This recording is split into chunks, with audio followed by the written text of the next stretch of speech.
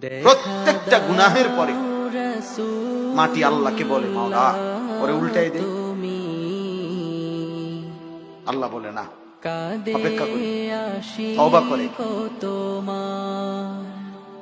প্রত্যেকটা নাফরমানির পরে ফেরেশতা আল্লাহকে বলে আল্লাহ ওরে ঘাড় মটকাই দে, ও আপনার নাফরমানি করছে।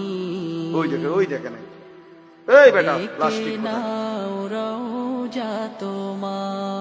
আরে অপদার্থ গাদ্দার, মানে কিছু ছেলে আছে গাদ্দার। হুজুর তোর বাপ কইলো আমি মোবাইল, কারণ আমি পৃথিবীতে জন্মই নিছি মোবাইল টিপতাম। মোবাইল ছাড়া আমি কাটা মুরগির মতো প্রয়োজনে ছটফট করে মরে যাব। কঠিন বাবা, এটা বোঝো না তো।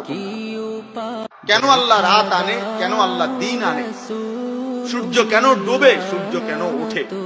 আল্লাহ বলেন উদ্দেশ্য হলো আমি আল্লাহ তাআলা রাত্র এবং দিন বানাচ্ছি আমার যে বান্দারা আমি আল্লাহকে স্মরণ করতে চায়, আমার ইবাদত করতে চায় তাদের জন্য, এবং যারা আমার নেয়ামতের শুকর আদায় করতে চায় তাদের জন্য।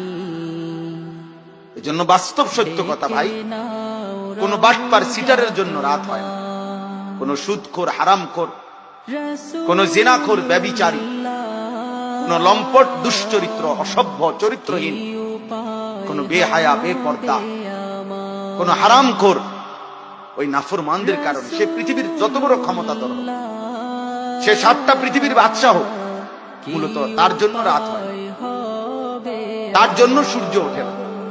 বরং যে মানুষগুলো অল্প হোক, দুর্বল হোক, গরিব হোক, অসহায় হোক, যে মানুষগুলো 5 ওয়াক্ত নামাজ পড়ে, আল্লাহ তাআলার নেয়ামতের শুকর আদায় করে, গুনাহ থেকে বেঁচে থাকার আপ্রাণ চেষ্টা করে, আল্লাহর ইবাদতে লিপ্ত থাকে সুখে কিংবা দুঃখে, আল্লাহ নিজে বলছে আমি আমার ওই বান্দাদের জন্য রাত বানাই